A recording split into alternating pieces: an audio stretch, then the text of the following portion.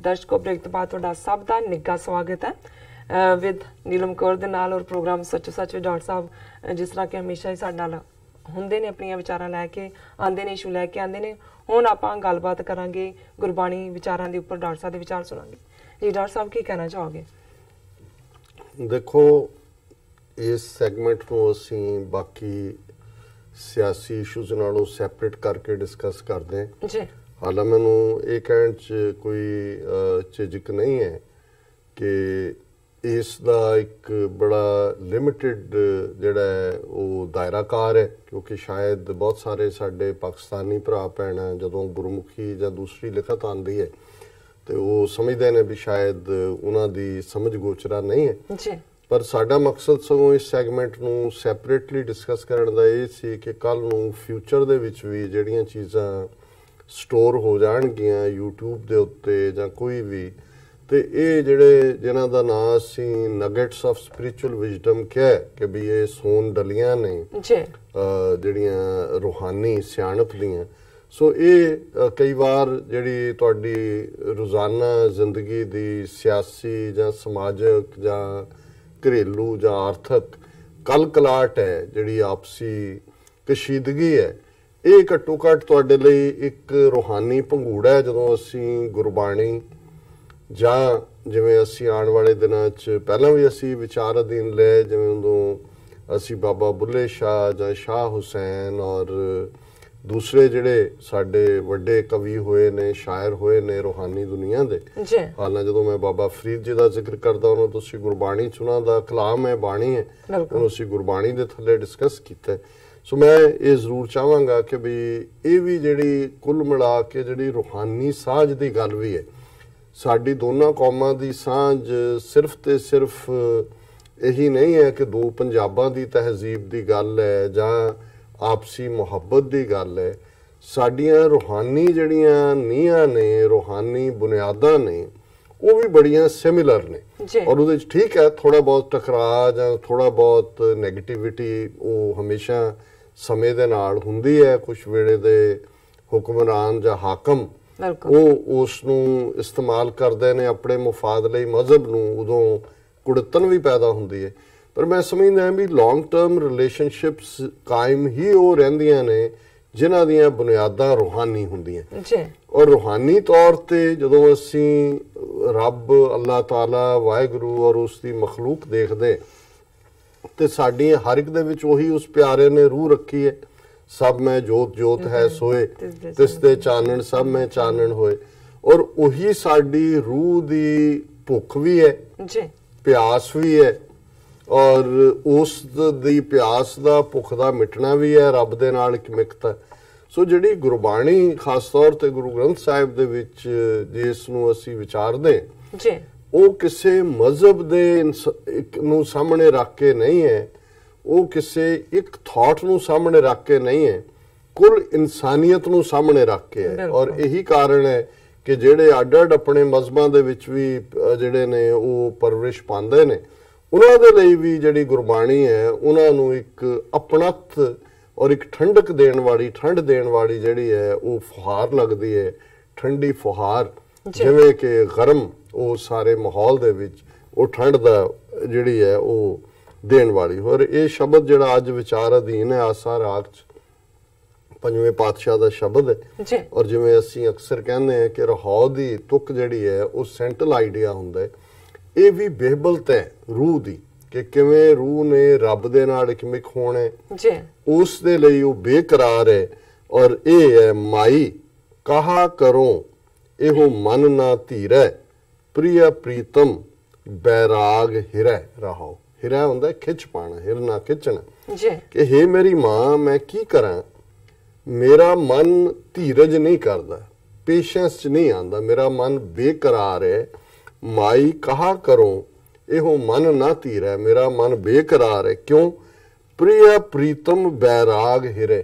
अपने प्यारे प्रीतम दे विछोड़े दी खिच तू मैनू वैराग दे विच सुट रही है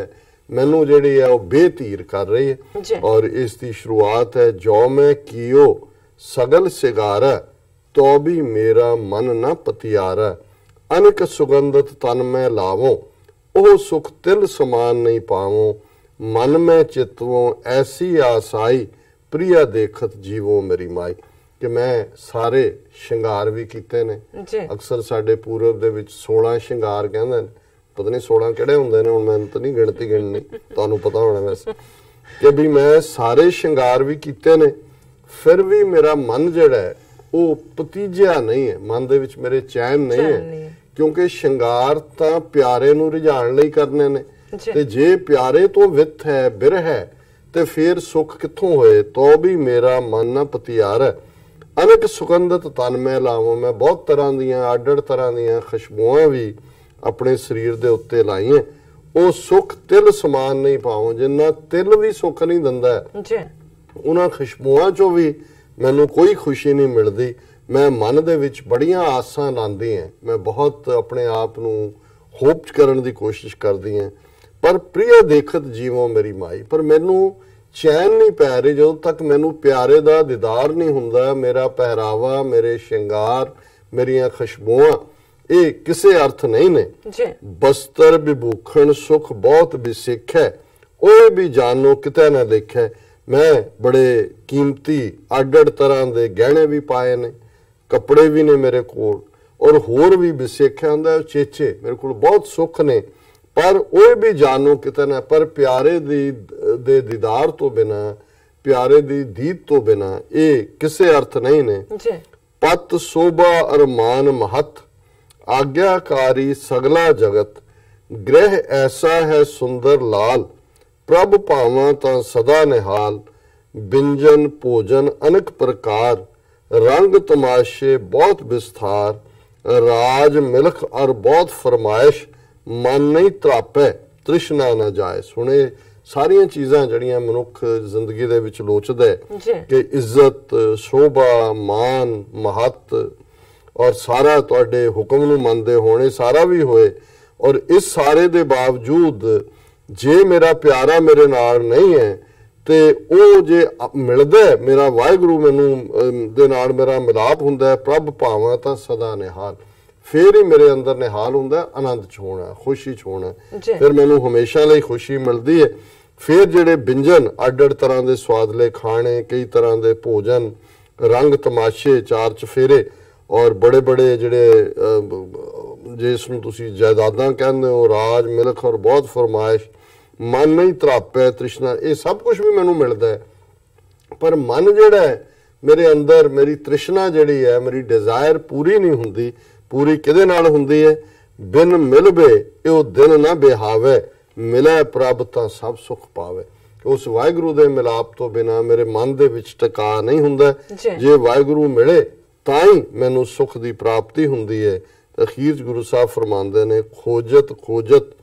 ਸੁਨੀਏ ਸੋਏ, ਸਾਧ ਸੰਗਤ ਬਿਨ ਤਰਿਓ ਨਾ ਕੋਏ। ਜਿਸ ਮਸਤਕ ਭਾਗ ਤਿਨ ਸਤਿਗੁਰ ਪਾਇਆ, ਪੂਰੀ ਆਸਾ ਮਨ ਤ੍ਰਿਪਤਾਇਆ। ਪ੍ਰਭ ਮਿਲਿਆ ਤਾਂ ਚੂਕੀ ਡੰਜਾ, ਨਾਨਕ ਲੱਦਾ ਮਨ ਤਨ ਮੰਝਾ। ਕਿ ਭਾਈ ਮੈਂ ਤਾਂ ਇਸ ਸਾਰੇ ਸ਼ਿੰਗਾਰਾਂ ਦੇ ਨਾਲ, ਅੱਡ-ਅੱਡ ਖੁਸ਼ਬੂਆਂ ਦੇ ਨਾਲ,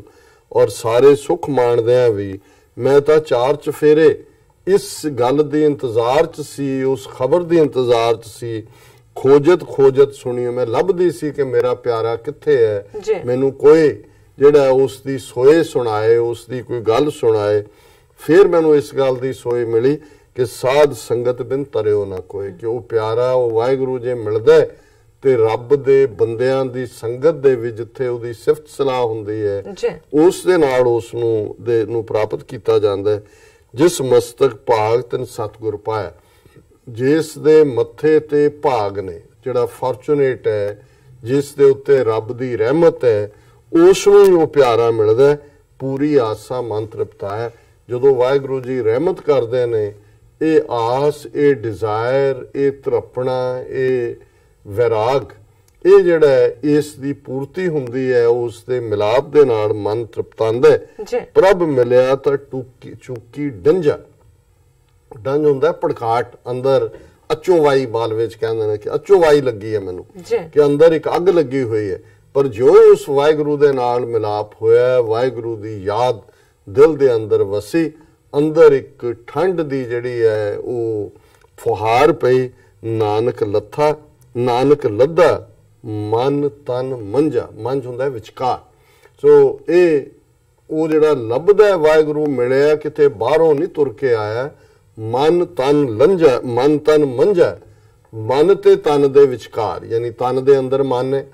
ਔਰ ਮਨ ਦੇ ਅੰਦਰ ਹੀ ਜਦੋਂ ਤੁਸੀਂ ਆਪਣੇ ਅੰਦਰ ਆਪਣੇ ਆਪ ਨੂੰ ਦੇਖਿਆ, ਲੱਭਿਆ, ਪਿਆਰੇ ਨੂੰ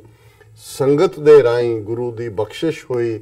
ਤੁਸੀਂ ਸਤ ਸੰਗਤ ਕੀਤੀ, ਸੰਗਤ ਨੇ ਤੁਹਾਡੇ ਅੰਦਰ ਉਸ ਦਾ ਹੋਰ ਪਿਆਰ ਪਾਇਆ, ਤੁਹਾਨੂੰ ਉਹਦੇ ਗੁਣ ਗਾਣ ਦੀ ਜਾਚ ਆਈ। ਗਾਵੇ ਕੋ ਗੁਣ ਵਡਿਆਈਆਂ ਚਾਰ, ਗਾਵੇ ਕੋ ਵਿਦਿਆ ਵਿਖਮ ਵਿਚਾਰ, ਗਾਵੇ ਕੋ ਸਾਜ ਕਰੇ ਤਨ ਖੇ। ਹੁਣ ਜਿਹੜੇ ਆਮ ਤੌਰ ਤੇ ਸਾਜ਼ ਕੀ ਨੇ, ਵਾਜਾ, ਰਬਾਬ, ਕੋਈ ਹੋਰ, ਪਰ ਇੱਥੇ ਜਦੋਂ ਤੱਕ ਤੁਸੀਂ ਆਪਣੇ ਵਜੂਦ ਨੂੰ ਸਵਾਹ ਨਹੀਂ ਕਰ ਦਿੰਦੇ, ਕਿ ਆਪਣੇ ਆਪ ਨੂੰ ਖਤਮ ਨਹੀਂ ਕਰ ਦਿੰਦੇ, ਆਪਣੀ ਹਉਮੈ ਨੂੰ ਖਤਮ ਕਰਨਾ, ਜਿਹਨੂੰ ਅਲਾਮਾ ਇਕਬਾਲ ਨੇ ਕਿਹਾ ਸੀ ਕਿ ਮਿਟਾ ਦੇ ਆਪਣੀ ਹਸਤੀ ਕੋ ਗਰ, कुछ मर्तबा चाहिए कि दाना खाक में मिलकर गुले गुलजार होता है। कि जे बीज जिहड़ा है वो अपनी होंद ना मिटाए तो वो जिहड़ा है वो रुख नहीं बनता, वो गुलजार नहीं बनती। सो इसे तरह जे उस रब नूं पाणे ते सब तो पहला जिहड़ा अपने तन नूं साज बनाना, अपने तन नूं सवाह करके उस दे गीत गाने, ते जदों मैं निकल जाती है फिर वो आके वस जाता है, ते फिर जदों वो आके वस जाता है फिर जत देखा तत तू वाली अवस्था। जी डॉक्टर साहब तुहाडा बहुत बहुत शुक्रिया, तुसीं अज दे अहम इशू ते अज दा विचार साडे दर्शकां नाल सांझा कीता। असीं अपने व्यूअर्स कोल लैणे आ इजाजत। व्यूअर्स तुहाडा बहुत बहुत शुक्रिया, तुसीं अपने कीमती समय विचों समां कढ के सानूं अपने राय ते सुझाव भेजे ने, ते भेजदे रहना साडे इस पते ते sos@tv4.tv ते ਅਸੀਂ ਆਪਣਾ ਪ੍ਰੋਗਰਾਮ ਲੈ ਕੇ ਫਿਰ ਦੁਬਾਰਾ ਤੁਹਾਡੇ ਸਨਮੁਖ ਹੋਵਾਂਗੇ। ਤਦ ਤੱਕ ਲਈ ਮੈਨੂੰ ਤੇ ਆਪਣੇ ਨਾਲ ਸੁਣਾ ਗਿਆ ਦੋ ਦੇਖਦੇ ਰਹੋ TV4। ਬੁਲਾ ਦਿਓ ਫਤਿਹ। ਵਾਹਿਗੁਰੂ ਜੀ ਕਾ ਖਾਲਸਾ, ਵਾਹਿਗੁਰੂ ਜੀ ਕੀ ਫਤਿਹ।